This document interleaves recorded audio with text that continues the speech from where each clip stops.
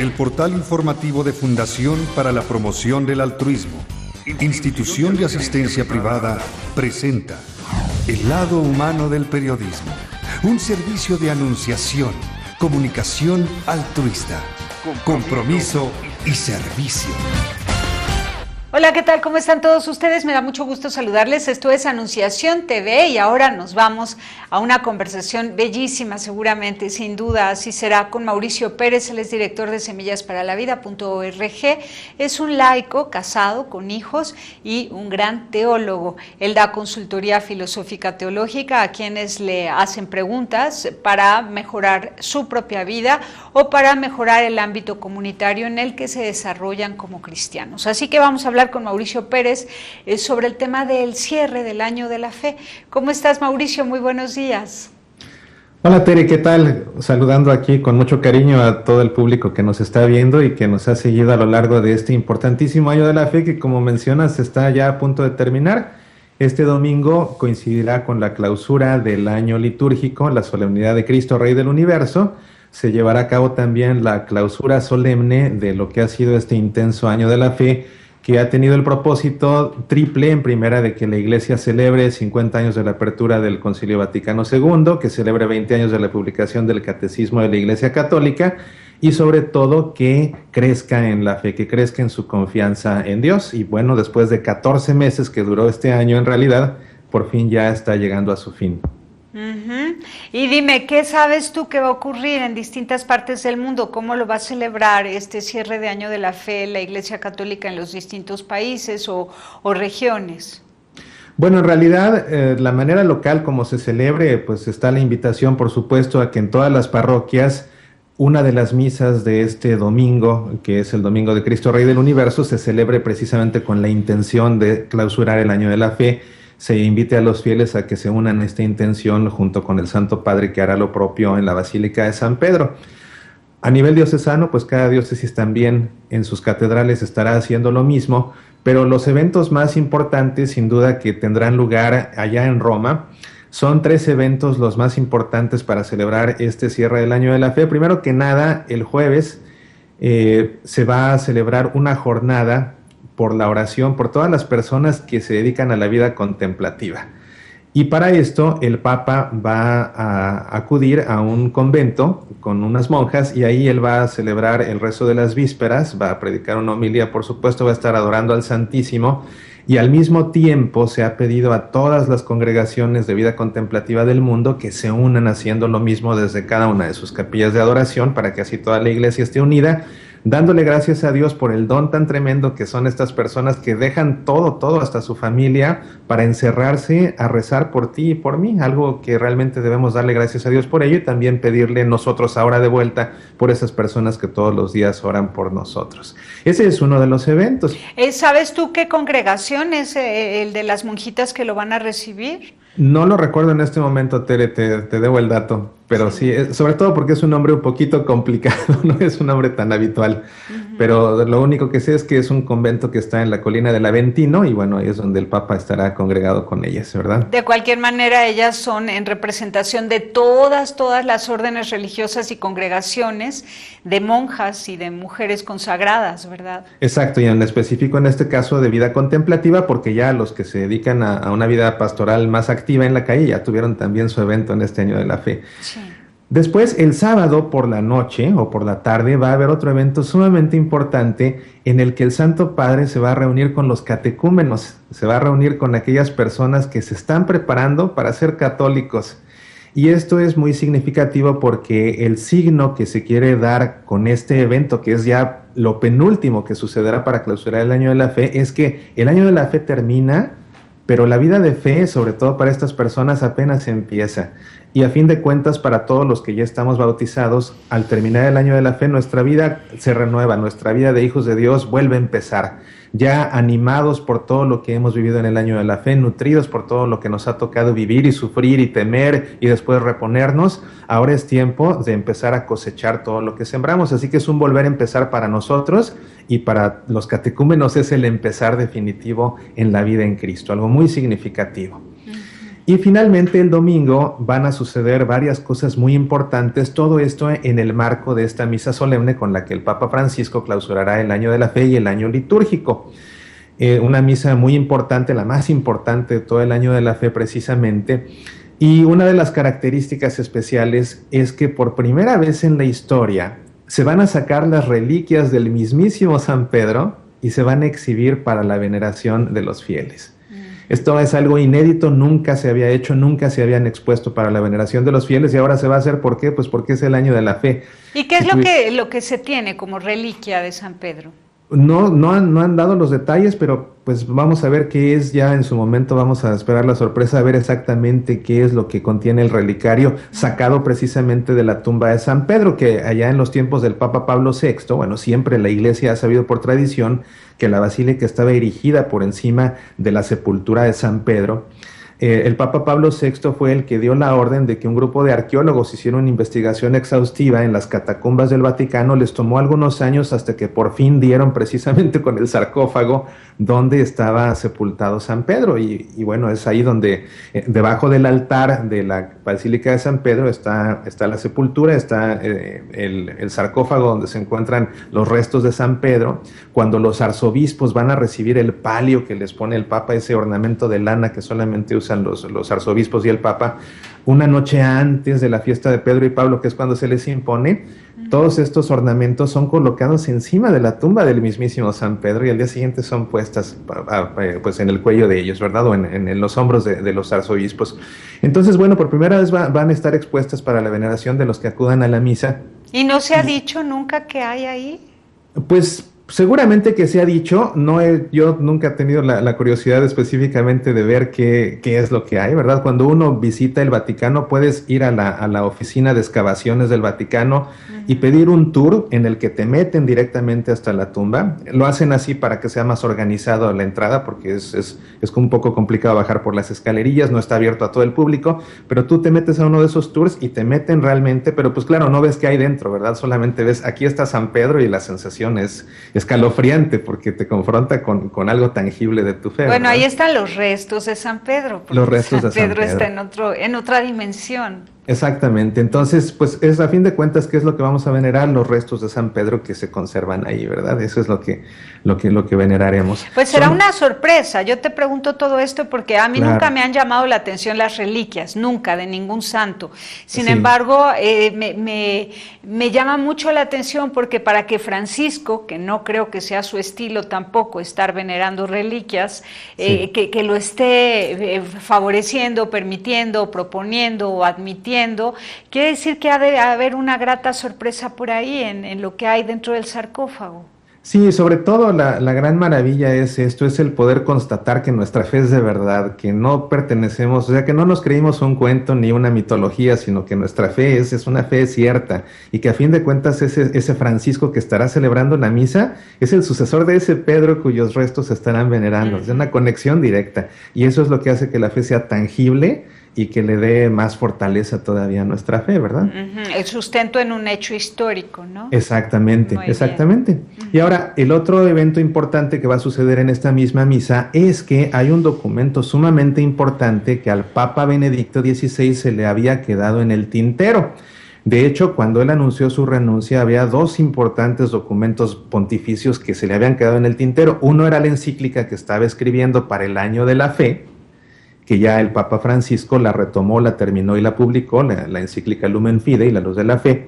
Pero el otro documento importantísimo era la exhortación apostólica post-sinodal relativa al sínodo de obispos con el que arrancó el Año de la Fe, que se trató acerca de la nueva evangelización. Todos los obispos del mundo, cuando se reúnen en un sínodo con el Papa, le aportan recomendaciones en base a, recomendaciones que le llegan de todos los rincones del mundo a través de los obispos que participan en el sínodo. El Papa las recoge, las estudia, las reflexiona en oración, lo que cree conveniente lo recoge en un documento, le agrega a él algunas de su cosecha, por así decirlo, y nos entrega siempre una exhortación apostólica post-sinodal, que es a fin de cuentas ya un instructivo práctico de cómo implementar pastoralmente lo que se discutió en el sínodo. Entonces, en este caso fue un sínodo sobre la nueva evangelización para abrir el Año de la Fe, y ahora el Papa Francisco nos va a entregar en esta misa la exhortación apostólica postsinodal que se llama Evangelium Gaudium, el gozo del Evangelio. Pero entonces no se entregó de inmediato a los obispos esta exhortación, ¿no? Se ha ido desarrollando y escribiendo a lo largo del año hasta que al fin sale a la luz y se entrega. Exactamente, siempre toma meses, es un trabajo de meses porque el Papa tiene miles de cosas más que hacer, entonces siempre le toma a un Papa meses reflexionar sobre todo, es que son recomendaciones que le hacen obispos de todo el mundo, entonces él analiza qué es lo que vale la pena, te digo, agrega algunas de su mano propia y ya emite el documento, entonces toma meses, entonces con todo lo que ha pasado, la renuncia del Papa y toda la encíclica que estaba también de por medio, pues se alargó más, pero yo creo que ya la tenían lista desde hace un par de meses, pero dijeron, bueno, la mejor ocasión para emitir este documento, pues va a ser precisamente esta solemnidad. Lo que tengo entendido, porque es lo que comunicó la Santa Sede, es que en esta misa el Papa va a entregar 35 copias a algunos cardenales en la misa, y que a partir del martes el texto va a estar disponible ya para todos. Entonces yo supongo que el martes ya se podrá descargar de internet. Si no es que antes, pero por lo pronto es lo que han comunicado. Excelente. Y esto significa que el año de la fe debe prolongarse por los siglos de los siglos hasta el fin del mundo, ¿no? Que lo que se haya acordado en ese sínodo de los obispos, pues es algo que hay que ir sumando a lo que venga en adelante. Por ejemplo, la lucha contra el hambre que comenzará creo que el 10 de diciembre, ¿no?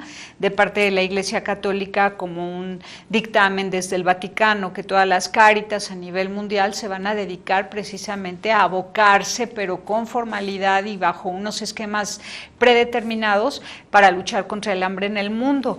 Entonces todo es acumulativo, la nueva evangelización no acaba nunca. Así es, y de hecho, bueno, la evangelización pues siempre ha sido la misma, fue la última consigna de Cristo, vayan por todo el mundo y prediquen el evangelio, ¿verdad? Llevan la buena nueva hasta el último rincón. El Papa Juan Pablo II fue el que empezó a hablarnos, conforme nos acercábamos al nuevo milenio, él fue el que empezó a hablarnos de una nueva evangelización, porque él decía, en esta realidad contemporánea la evangelización tiene que ser nueva en tres aspectos, tiene que ser nueva en su ardor, tiene que ser nueva en sus métodos y tiene que ser nueva en su expresión. Y según la gente que lo escucha. Vamos a un corte y volvemos. Regresamos contigo.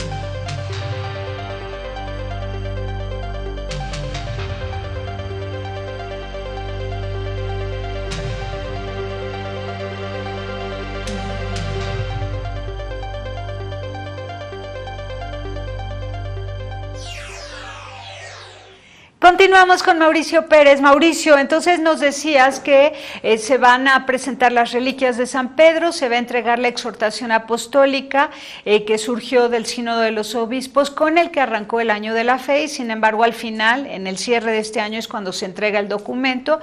¿Y alguna otra cosa que también nos dices que va a ocurrir? Bueno, sí, realmente estos son los eventos ya importantes. Esto es como terminará el Año de la Fe. Te digo, este documento que comentábamos antes los catecúmenos era la tercera. Los catecúmenos un día antes, ¿verdad? Uh-huh. Este documento definitivamente es muy importante porque, te digo, el Año de la Fe arrancó con este sínodo acerca de la nueva evangelización. Decíamos que el Papa Juan Pablo II decía que necesitábamos una nueva evangelización, no en sus métodos, en su ardor y en su expresión, no en su contenido, porque el Evangelio es el mismo, porque Cristo es el mismo ayer, hoy y siempre. Pero mucho habíamos hablado de la nueva evangelización y por fin es que ya vamos a tener un documento con directrices muy específicas de cómo implementar esta nueva evangelización. Entonces, para todos los que nos dedicamos a la evangelización será muy interesante ver qué es lo que el Papa nos propone y nos invita a hacer. Y bueno, será ya la línea de acción en lo sucesivo. El próximo año, los próximos 2 años, la Iglesia Católica, porque al Papa así le importa, tiene como prioridad el tema de la familia. De la familia tal como Dios la hizo, de la familia tal como debe funcionar. Platícanos de este cuestionario que envió a algunos obispos, creo que a 500 obispos o no sé a cuántos sí. Obispos hay en el mundo. Sí, en realidad lo que sucede, esto es un trabajo preliminar siempre a un sínodo. Un sínodo es una congregación de obispos de todo el mundo con el Santo Padre para discutir un tema determinado. En este caso, o en esta ocasión, al Papa Francisco lo que le urge es discutir la familia, perfecto, cómo la Iglesia tiene que ejercer su pastoral familiar.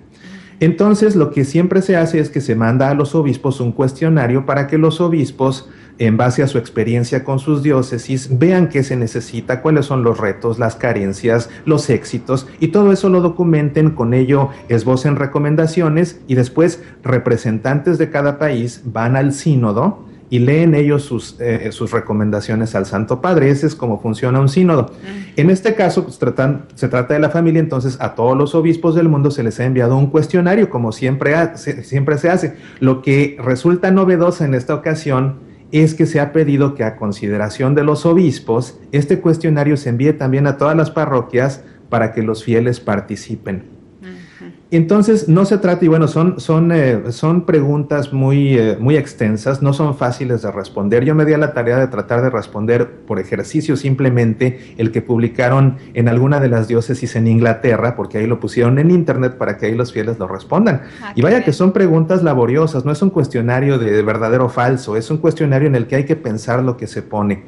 Y no es con mira a saber qué le gusta a la gente, qué no le gusta a la gente y cómo cambiamos la definición del matrimonio. No se trata de eso. El matrimonio no se puede cambiar porque así lo instituyó Dios y porque es una cuestión de orden natural incluso. Más bien de lo que se trata es realmente de tantear cómo está el concepto del matrimonio, cuáles son los retos que todo el mundo enfrenta, cuál es la percepción que se tiene, cuáles son los temores que existen, cuáles son las nuevas realidades que se tienen que manejar pastoralmente, que antes no se manejaban, pero que ahora se tienen que enfrentar. Por ejemplo, ¿qué pasa cuando hay parejas de personas del mismo sexo que adoptan un niño y después lo tratan de meter a un colegio católico y todo el mundo se paraliza y nadie sabe qué hacer? Entonces, bueno, vamos a analizar esto y vamos a analizar pastoralmente qué se puede hacer. Se van a recabar todos estos datos y va a haber un sínodo extraordinario con preparación al sínodo auténtico, al sínodo formal que tendrá lugar hasta 2014. Entonces, en este sínodo preliminar se va a hacer una revisión de todo lo que se recolectó de información y con eso se sentarán las pautas para ya prepararse ahora sí para el verdadero sínodo, después del cual vamos a tener otra vez una exhortación apostólica con directrices pastorales muy concretitas acerca del tema del matrimonio y la familia. Vaya, entonces eso será para el 2015, cuando ya salga la exhortación apostólica. pues yo creo que 2015 o finales del 2014, algo así. Sin embargo, así como ha sucedido a lo largo del año de la fe, que se han estado dando luces respecto de la nueva evangelización y las muchas formas de poder llevar a cabo esta misión, así será también respecto de la familia. Ya durante todo el año se estará pues dictando, proponiendo y mostrando cuál es la mejor manera de atender a la familia en todas sus necesidades espirituales y después saldrá la exhortación ya en papel, ¿no? Exactamente, exactamente. Ese era un tema muy interesante al que les tendremos que dar seguimiento por fuerza, porque todos somos miembros de una familia, Claro. entonces vale más que sepamos qué hacer. Muy importante. Ojalá que ya la Iglesia Católica pueda volver a casar a la Virgen María con San José, por ejemplo. No Sí. lo digo como una hija que está clamando por ver a la madre acompañada, ¿no? Como fue disposición de Dios Padre, darle a Sí. su marido y que así se presentara en todos los templos, parroquias, capillas, espacios públicos donde se presenta María, que siempre esté José a su lado, porque el fiat de María, a mí en lo personal, me parece tan poderoso como el fiat de José. Finalmente Claro. Jesucristo fue engendrado, no creado, y pongo énfasis sobre todo en el poder de Dios, que puede hacer todo sin nosotros, sin ayuda de ninguno de nosotros. Y ese Así es el es. mensaje que yo veo muy claro en la encarnación de Jesús. Veo que Dios Padre puede hacer todo lo que quiera, bueno, Dios Trino puede hacer todo lo que quiera sin ayuda de nosotros, y sin embargo veo que le gusta hacer todo con nuestra colaboración. Entonces, yo creo que esa omisión respecto de lo más importante, que es el poder de Dios, separando a María de José, como exaltando la pureza, la virginidad material del cuerpo, Sí.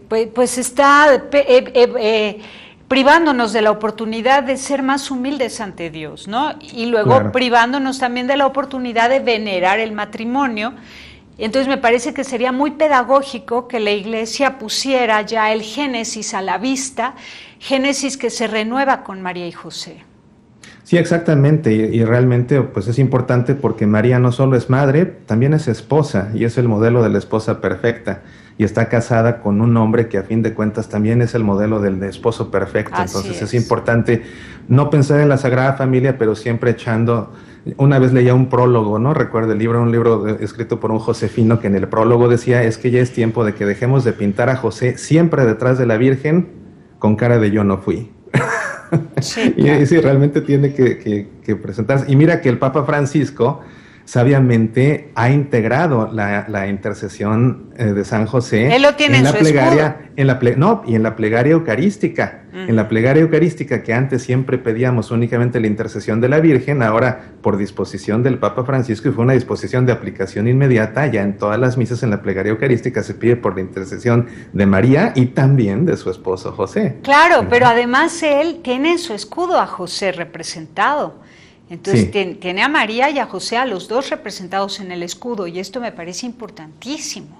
Claro, claro. Importantísimo. Sí, sin duda que hablando de la familia, en este tiempo que nos dedicaremos a enfocarnos a la familia, forzosamente la Sagrada Familia tiene que ser el punto de referencia, y eso forzosamente va a tener que implicar a María y a Jesús y por supuesto a José. Claro, porque Jesús pudo decir: mi madre y mis hermanos son los que escuchan la palabra de Dios y la cumplen, ¿no? Ella es dichosa no por haberme amamantado, sino porque escucha la palabra de Dios y la cumple, exacto. Pero María y José, ninguno puede decir: mi esposo o mi esposa es cualquiera que me ame. No, María es esposa de José, José es esposo de María. Entonces, creo que hay que rescatar no solamente la Sagrada Familia, donde ya estamos todos integrados, porque ese era el plan de Dios al mandar a Jesucristo hecho hombre, ¿no? Sí. Pero más bien reconocer, exaltar, venerar el matrimonio de María y José, y en ese matrimonio que esté representada la aspiración de todos los seres humanos, unidos en el amor entre hombre y mujer. Entonces, me parece importantísimo. Sí, sin duda un tema muy interesante, muy necesario, y vamos a tener que estar muy atentos viendo cómo se va desarrollando esta pastoral familiar. Bueno, tú que estás más cerca de los teólogos, yo solamente soy periodista y filósofa, y de las malas. Entonces te paso mis intuiciones, ¿no? Mis intuiciones Claro. para que tú las explores, profundices, formalices y compartas con el mundo de los teólogos, sobre todo con los que se dedican a la mariología, para ver si van dándole permiso a la Virgen María de ser mujer, la mujer hermosísima a quien Dios no quiso que caminara sola, sino que le dio un caballero para que fuera bien acompañada y bien honrada como mujer. Vamos a un corte y seguimos contigo. Vuelve.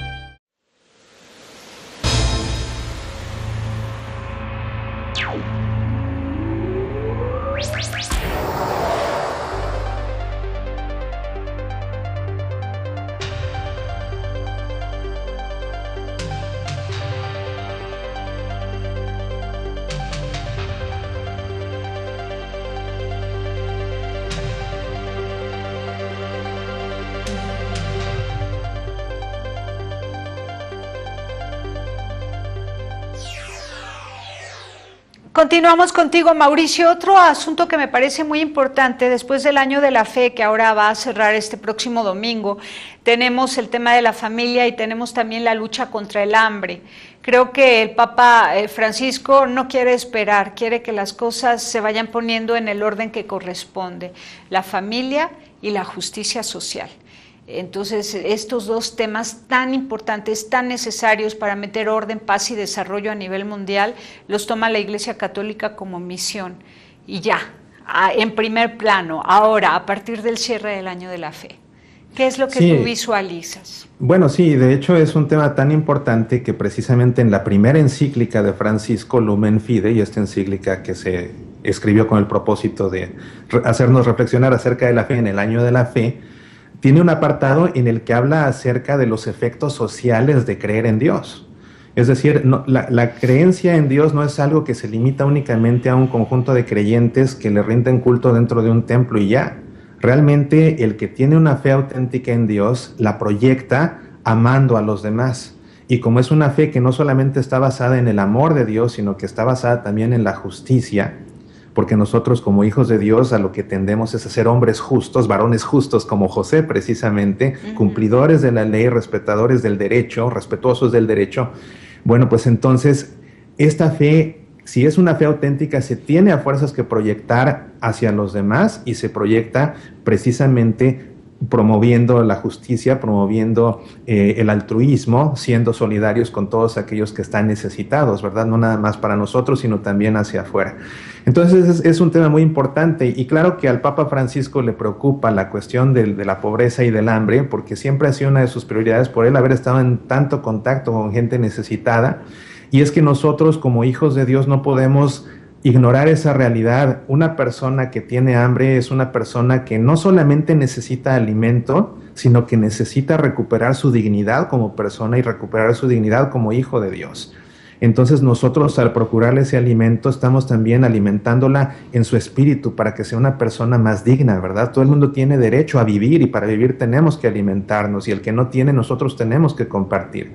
Entonces no podemos ser religiosos de teoría, religiosos de libros de teología, religiosos de leer la Biblia, sino que realmente tenemos que ser personas que porque aman a Dios, aman a su prójimo y ahí están tendiendo la mano al que lo necesita. Además de que es una realidad que Dios dispensa sus bendiciones a todos sus hijos del mundo a través de sus hijos mismos. Exacto. Es decir, cuando una persona tiene hambre, Dios no le deja caer comida desde el cielo como maná. Cuando una persona necesita un consejo, no le envía un ángel a que le sople al oído lo que Dios quiere. Cuando alguien necesita consuelo, no viene la Virgen y se le aparece rodeada de ángeles para abrazarla en sus brazos. Realmente cuando alguien tiene hambre, Dios lo bendice a través de una persona que le da de comer. Cuando alguien se siente mal, Dios lo bendice a través de una persona que lo consuela, que le presta su hombro para que llore, que lo abraza, que lo cobija. Claro. Entonces, así nosotros nos hacemos portadores de la bendición de Dios para los demás.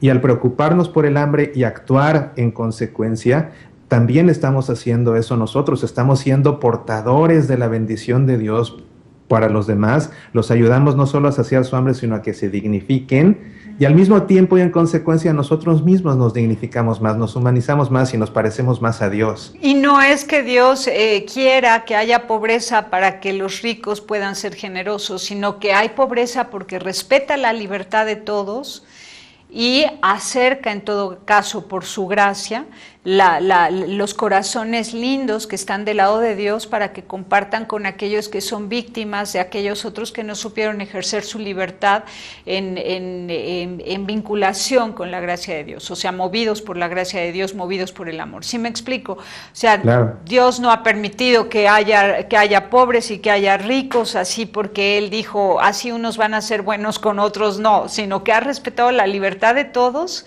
pero nunca deja lejos de los pobres a gente buena, llena del amor de Dios. Entonces Él va favoreciendo que haya estos encuentros humanos para que, a mí me encanta poder decirlo así, los montes se abajen y los valles crezcan, ¿no? Hasta que estemos todos iguales. Sí, entendiendo que el primero en hacer eso es Dios mismo, porque cuando se encarnó Jesús, no se encarnó en la élite social, sino que se encarnó precisamente como el más pobre de los pobres. Y desde ahí es de donde Él exaltó a la humanidad. Él exaltó a la humanidad desde la pobreza, haciéndose pobre Él mismo.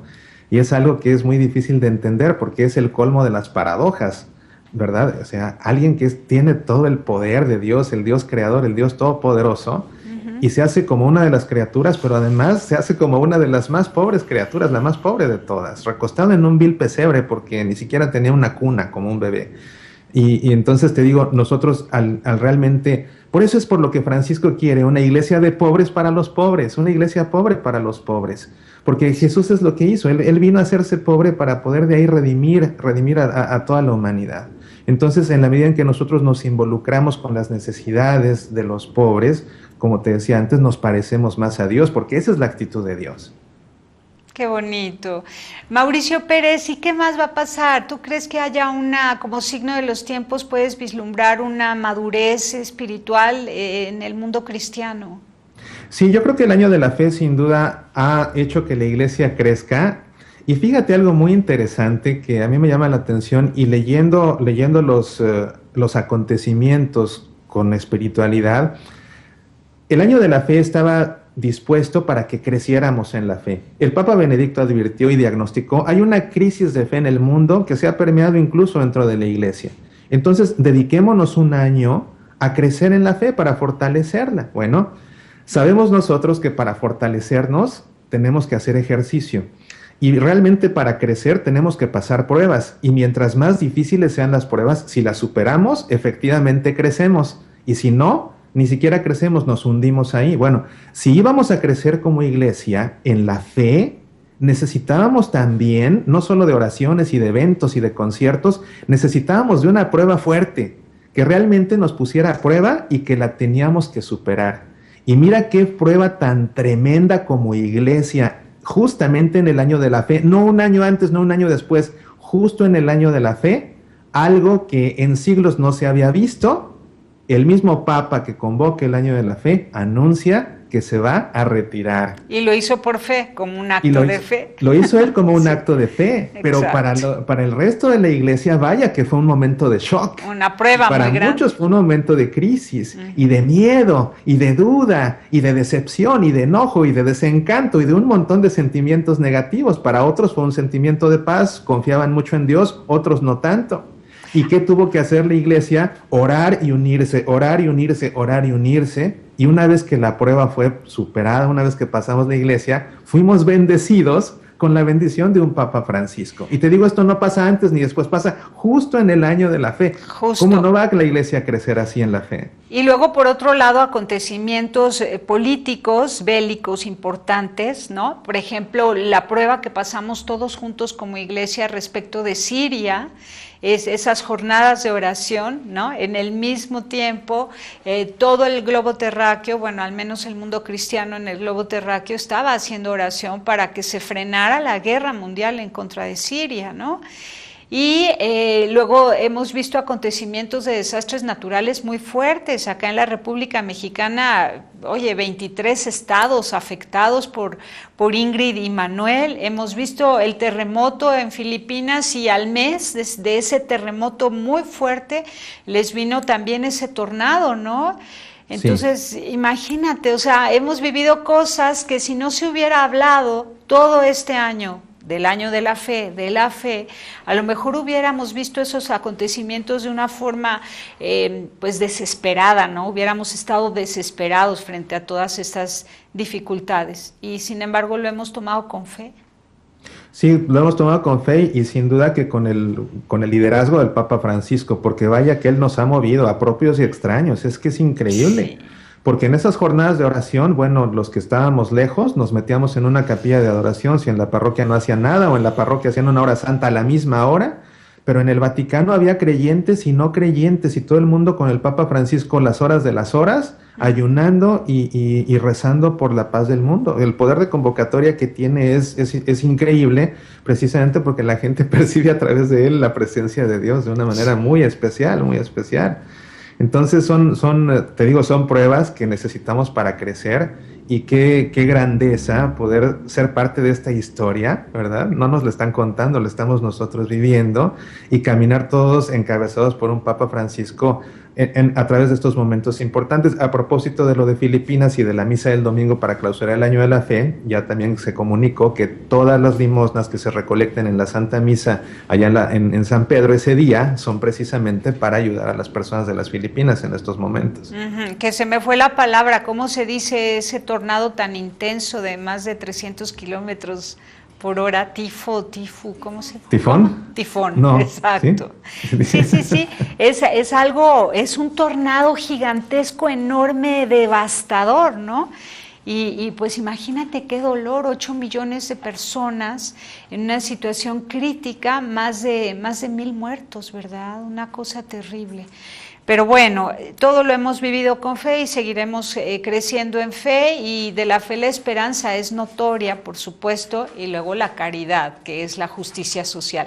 Te agradezco muchísimo, Mauricio Pérez, por haber estado con nosotros. Gracias.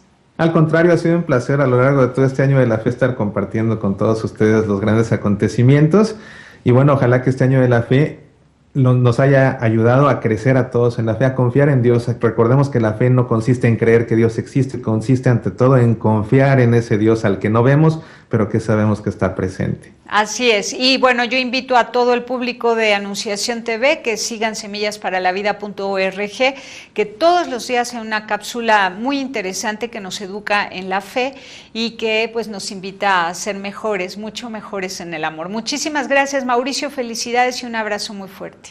Igualmente, hasta pronto. Gracias. Pásela bien haciendo el bien, hasta la próxima. Sí hay soluciones. Aquí, en el portal informativo de Fundación para la Promoción del Altruismo, Institución de Asistencia Privada. El lado humano del periodismo. Un servicio de anunciación, comunicación altruista. Participa en Facebook, Todo México Somos Hermanos, y síguenos en Twitter, @somos_hermanos.